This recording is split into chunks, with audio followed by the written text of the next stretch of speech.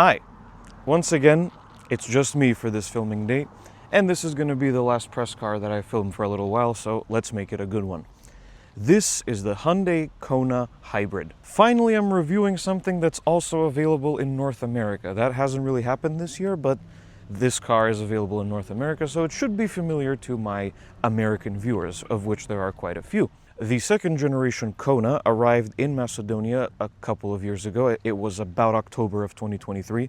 I remember because I went to film it. It was basically the same as this one, except it was red. And the second generation Kona brought along some interesting new things, including this incredibly brave and bold design language. So let's go ahead and have a look at it.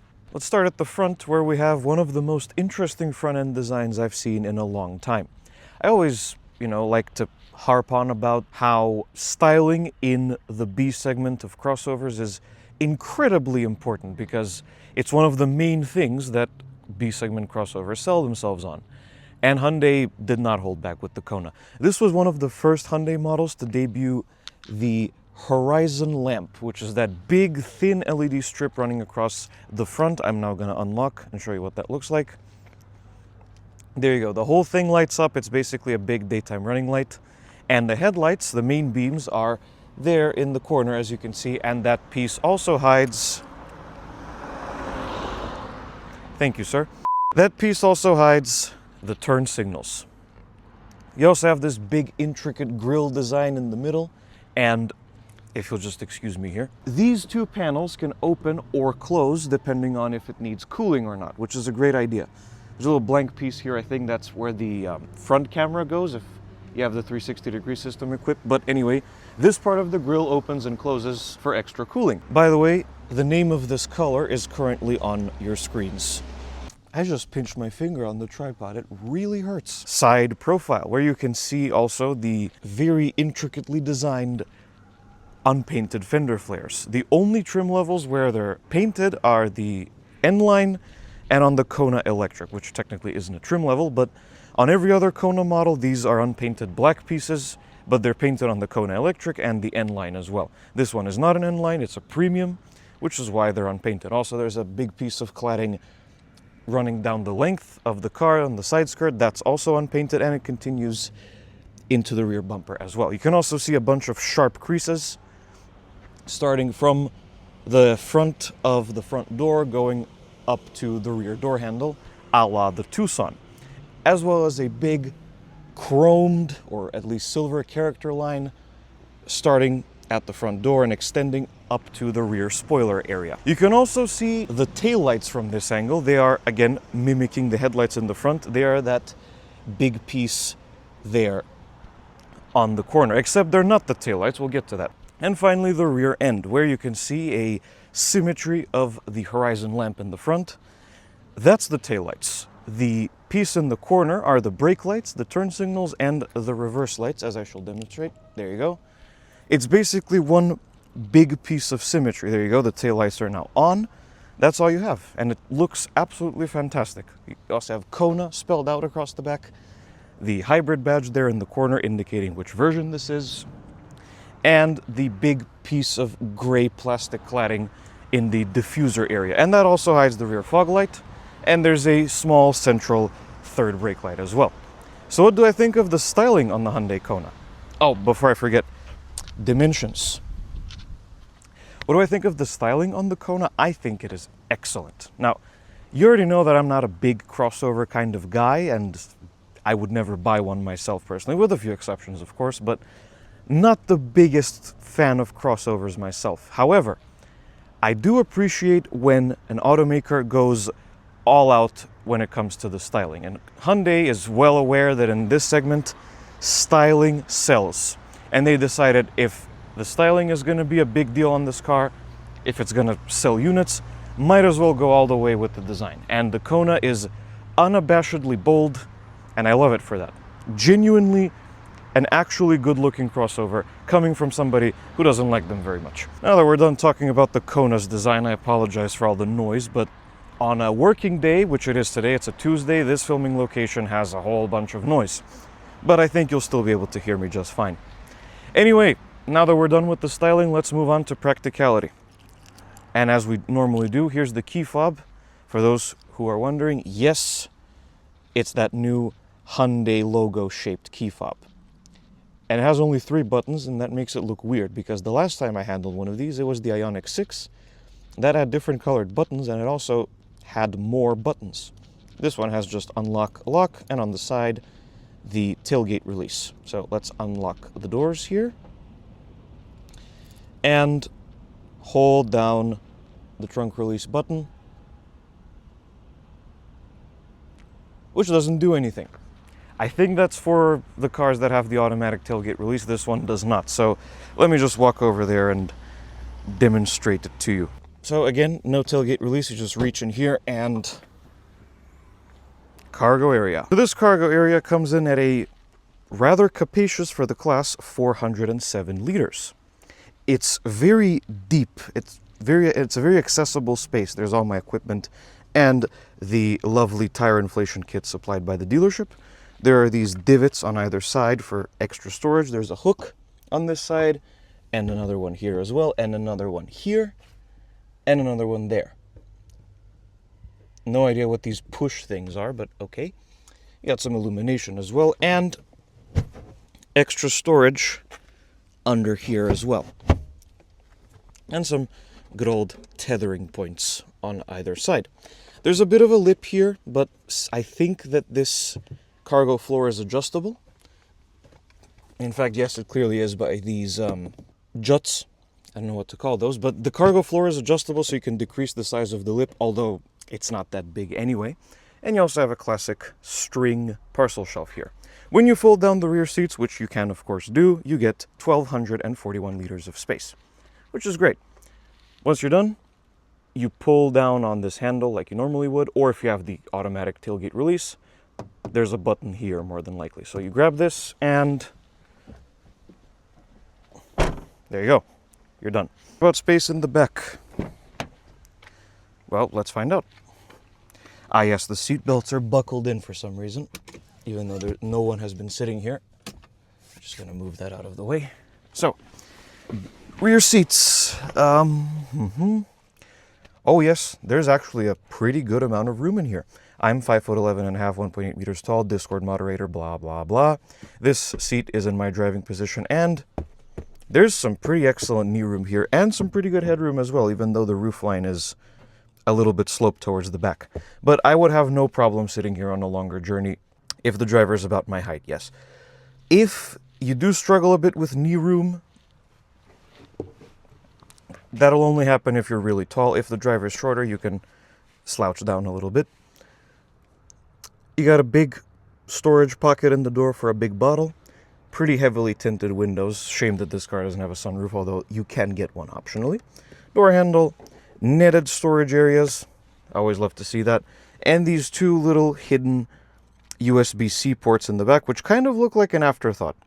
And this strange design here. There's no climate vents in the back, but I suppose that this car isn't very big. You're just gonna accept all of the AC coming in from the front. Now, this seat is not in the same position as the driver's seat. So give me a second while I adjust everything here to make it a fair comparison for the middle seat. There we go. These 2 seats are now in about the same position. So I'm gonna scoot over into the middle seat. And yeah, this is fine. So there's a bit of a hump in the floor because you can get the Kona with all-wheel drive. This one doesn't have that, I should say. And yeah, this is perfectly fine as well. The footwells seem pretty big, so you might have to share foot space with the other passengers, but you'll be fine. For shorter journeys, this middle seat is more than acceptable here. And in terms of headroom, I'm going to sit up. There we go.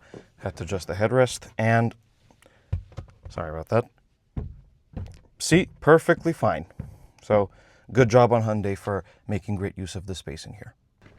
And now it's time to move on to the front. Before we do that, keyless entry system. Car's unlocked right now, as you can see. Press this button. Doors lock, mirrors fold. And to get in, you don't grab the handle, you press it again. Like a Nissan from the 2010s. I've forgotten that that was a thing at one point. But anyway. Interior. And if it didn't immediately become obvious, this interior prioritizes function. But there's still a little bit of form, as I'll show you in a moment. There's not a whole lot to say here. It's just standard black cloth and not a whole lot going on, really. So let's go ahead and get inside and see what's what. And now we're inside the Kona.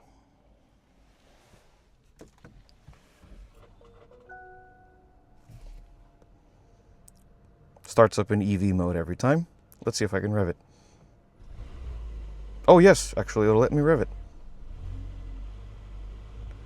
Well, sort of. First thing that greets you in the Kona is this 3-spoke steering wheel. Similar to what you'd find in the new Tucson as well. It's pretty nice. The leather is a little bit harder, but it's not unpleasant to hold in any sense. It's pretty nice. You got these big grip extensions here and some other grip extensions here on the bottom half as well. You got a little bit of bright work on that spoke and around here, and some more bright work on these 2 spokes as well. The dots in the middle is the letter H in Morse code. Hyundai's doing that a lot with its models now. No more Hyundai badge on the steering wheel, just H. Makes sense. Over here you have some cruise control and gauge cluster related stuff. And on this side you have media related stuff. And also in the middle you have the horn, which I was surprised to learn sounds like this. The Kona Hybrid uses a 6-speed dual-clutch automatic transmission, which is controlled through this thing. I'm sorry about this ridiculous angle, but it's the only way I can show it to you properly. So basically how this works is this is a big sort of a bar sticking out of the steering wheel, and the only thing that moves is this silver piece here. Twist it all the way forwards to go into drive, halfway back or forward for neutral, and all the way down like that for reverse, which brings up your backup camera and parking sensors, or 360-degree camera, depending on what you have. And then to engage park, you just push the P on this side here at the end, and there you go, you're in park.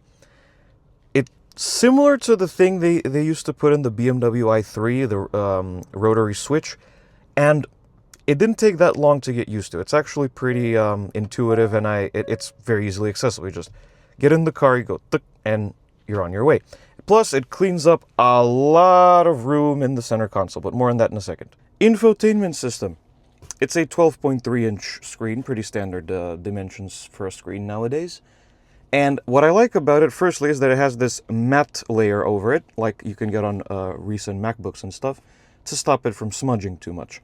Another important thing about the infotainment system is that it's running the latest version of Hyundai software, which is clear when you look at the UI. It's much cleaner and much more minimalistic, and this system absolutely flies. It's very responsive and very easy to use, and also something that I wish I would see more of, wireless Apple CarPlay works flawlessly, so hats off to that.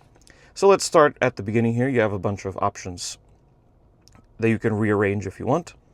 All of this stuff on the home screen, by the way, all of these pages, they're all rearrangeable to your liking. So you got the map, you got the media, and you got the hybrid, which shows you your pertinent hybrid information. We'll touch on that later. Swipe, and you get phone projection, pretty self-explanatory. Voice memo, you can record yourself, and there's a tiny amount of internal storage, but you can record yourself in case you need to remember something. The weather, which I was surprised to find in here. Yes, you can look at the weather. Calendar, standard stuff, although not supported in guest mode, as it clearly says. Settings, there's 1,000 different settings in there. Sports, which was a really confusing option. You can look at sports results, see if your gamble paid off or something. I don't know. This is a really odd feature. It currently only, well, let's say baseball here. You only have Major League Baseball, which nobody in Macedonia watches, as far as I know. Although Macedonians do watch football or soccer, so I suppose that's a good thing. Valet mode, interesting option. This is not the kind of vehicle I would expect to have a valet mode, but it does. Diagnostics has a little diagnostics thingy, I suppose, so you don't have to plug an OBD2 scanner into it. Notifications, and your online manual. So you can scan the QR code, and it'll give you your owner's manual on the internet, I suppose. Then there are the, let's go back into the settings really quickly. There's a bunch of vehicle settings here for all of that. Navigation, sound, phone connections is all pretty self-explanatory. Layout, I assume the layout of the screen here. Some of these are shortcuts to other settings, and you got some general settings in here as well. And that's about it. Blue Link is Hyundai's app that you can download to your phone and sync up to the car if needed. And one last thing, there's a profile settings here, and if you swipe down, you get a bunch of quick controls here, like the screen brightness, your navigation, Guidance will be at this volume. Yes, that, and the sound effects for the navigation, and Hyundai's famous quiet mode to not wake your sleeping children or passengers in the back. And that's the infotainment system. I love the UI, it's super slick and super well designed. It's super responsive and quick, and it's just a joy to use, frankly. Not something you can say for a lot of infotainment systems. But then Hyundai pulls a double whammy with all of this treasure. Look at all these physical controls. See, this is one of the reasons why I'm willing to forgive some parts of this interior, but we'll get to that in a second. Let's go through these quickly. You got volume and power, you got home, map, search, media, hazards, seeking for the stereo, a star button.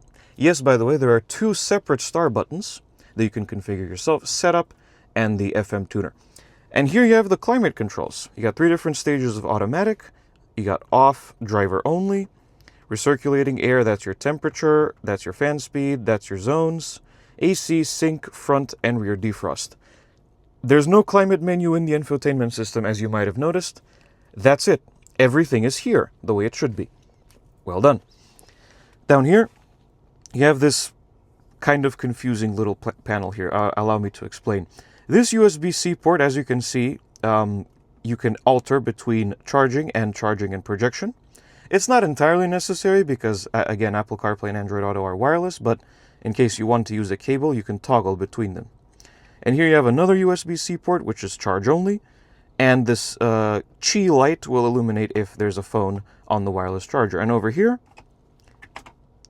is a 12-volt outlet. And that little push action is really satisfying.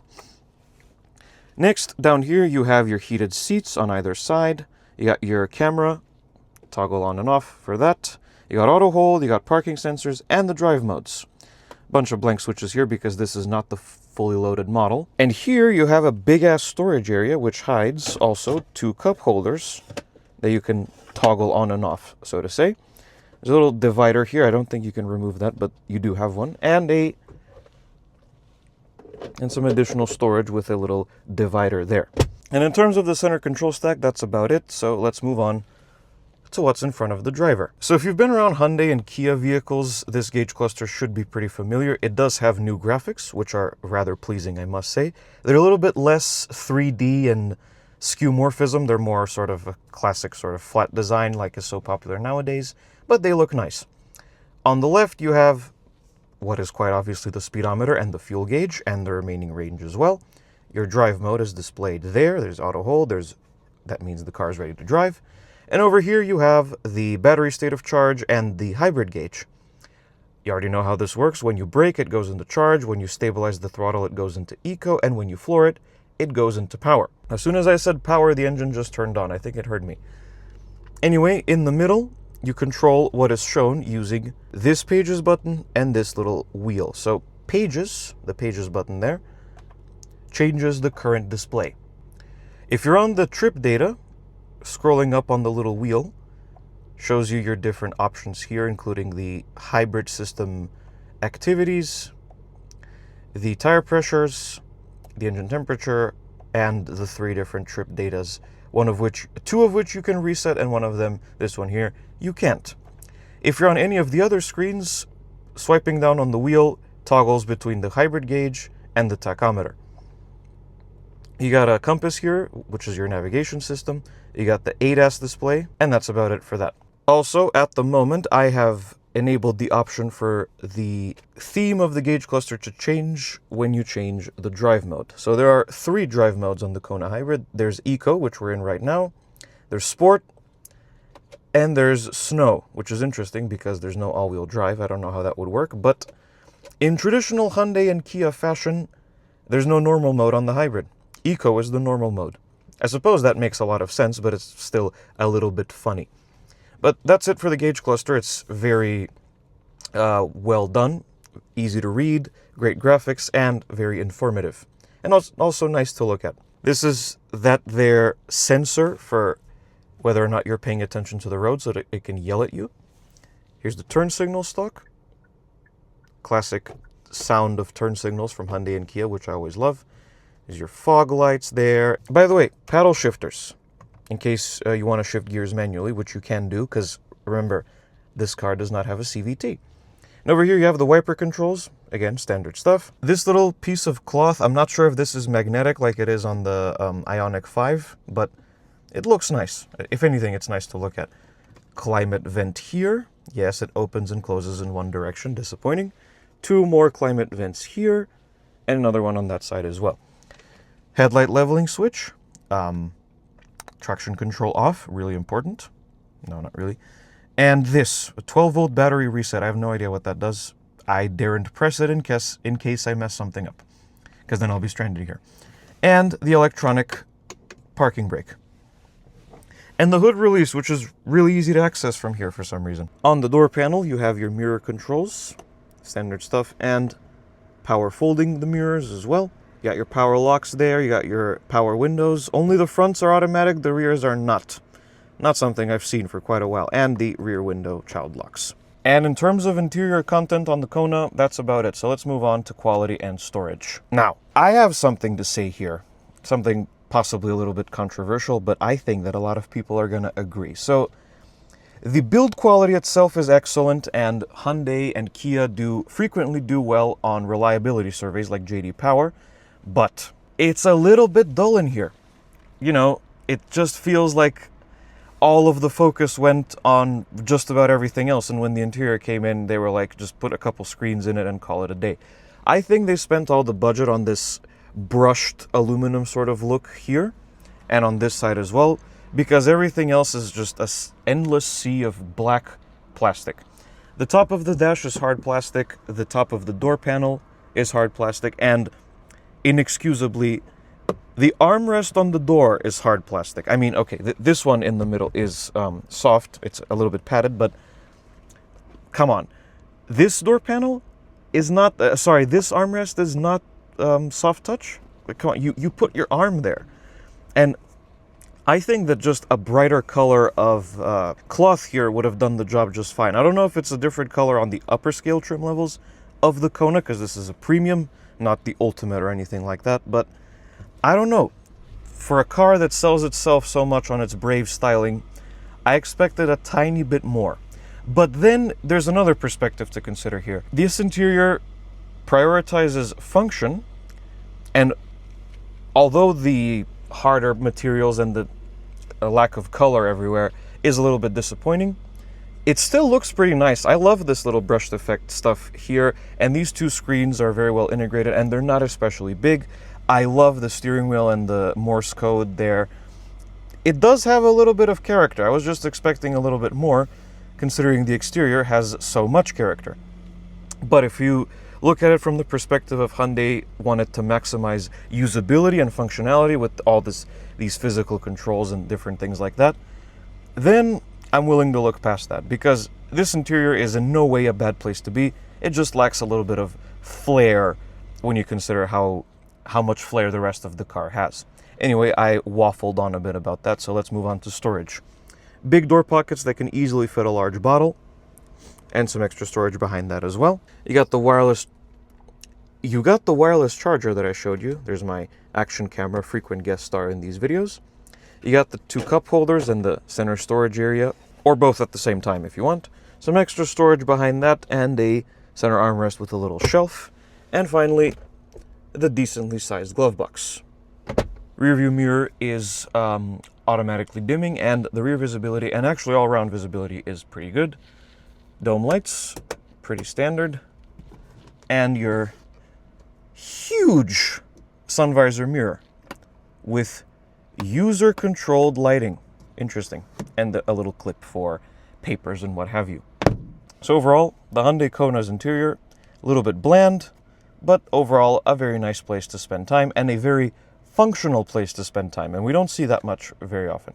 Finally, the powertrain. First of all, big bonus points for the hydraulic struts. Anyway, this is the Kona Hybrid, which means this is a 1.6 liter naturally aspirated 4-cylinder with direct injection from the Kappa family, or as it's so proudly displayed here, the Smart Stream G. Total output of this engine is 105 horsepower, or around 77 kilowatts, which is then paired up to a 43 horsepower electric motor and a teeny tiny little battery pack. Total system output is 141 horsepower and 265 newton meters of torque. 0 to 100 kph according to Hyundai on the 18-inch wheels, which this one has, is 11.3 seconds, and the top speed is 161 kph or 100 miles an hour. And the fuel consumption is damn impressive, and those performance stats don't tell you everything there is to know about this powertrain. By the way, it's front-wheel drive, and power goes to the wheels through a 6-speed dual-clutch automatic transmission. So what is it actually like? Let's find out. Let's take the Kona out on the road.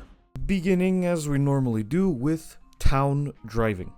And like with any good hybrid, the Hyundai Kona Hybrid feels right at home in the city. The lowest fuel consumption figure that I managed to achieve on this run was about 3.7 liters per 100 kilometers, which converts to this many MPGs. That is really freaking impressive. But this was more of an isolated case because it was a short journey and most of the time the car was in EV mode, but generally you can expect to see about 4.5 to 5 liters. Sometimes 6, depending on where you are and, of course, how you're driving. That converts to, you know what? You can see in the description how many it converts to. I'm going to cover the screen in text. I don't want to do that. Anyway, town driving experience with the Kona Hybrid was excellent. You can't really feel the transition between gas engine and electric motor. It's comfortable, it rides surprisingly well, and the 141 horsepower figure shouldn't deter anyone because it feels a lot faster than it actually is because of the instant response and the fact that the engine is not turbocharged, so there's no turbo lag, it just goes. And generally, you're going to be fine driving around in the city. Moving on to the highway, hardly any noise really entering the cabin at all, and I was surprised by that because this car is on Nexen tires. My Lexus is also on Nexen tires, and on my Lexus it's incredibly loud all the time. But no, the Kona has excellent sound insulation, and you shouldn't have a lot of problems on the highway with noise. Bearing in mind that because this demo car had not passed its break-in period yet, I did not exceed 100 kilometers an hour or 60 miles an hour, but still, the noise, the NVH on the highway, and the whole experience on the highway, the responsiveness, the speed, that was all excellent. And perhaps the biggest surprise of all was the fact that the Kona was also able to hold its own on the twisty stuff as well. It's a crossover, so you don't really expect it to be a sports car, but it handles very, very well, especially for not being the N-Line or anything like that. It's just a normal Kona Hybrid, and yet the chassis has been set up exceptionally well. And really, that can describe the whole car. I don't usually say these sorts of things, but this is easily one of the best cars in its class, and that's saying a lot. So it stands to reason that the Hyundai Kona Hybrid gets a score of 9 out of 10. Thank you everyone for watching this video. If you liked it, be sure to hit like and subscribe to the channel. Let me know what you think of the Kona in the comments below. Experiences, insights, that sort of thing. Also, follow along with the community tab and Blue Sky for updates on me and upcoming videos. And I will see you guys in the next video. Goodbye.